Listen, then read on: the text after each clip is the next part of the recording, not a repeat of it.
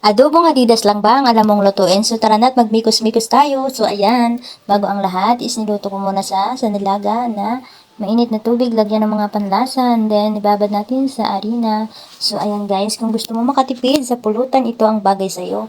Pati buto ay pwede mo nang kainin sa sobrang lambot nito. Kung nagsasawa ka na sa adobong Adidas na manok, gawin mo ang ganitong style. Baka tiyak na sunod is ulit-ulitin mo itong gawin. So napakasarap, malambot talaga. Naglagay muna ako ng kunting Adidas na manok dito sa harina para magkasya lang. Hindi ko naman lahat nilagay. So, ayan yung mainit na mantika. Try natin kung siya ay pwede na bang maluto.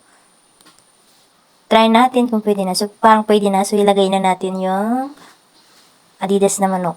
Nga pala guys, nakalimutan ko. Depende nga pala sa inyo magluto ng Adidas na manok. Kung gusto nyong lagyan ng itlog, pwede rin. Kung gusto nyong ayaw, sa inyo na yan.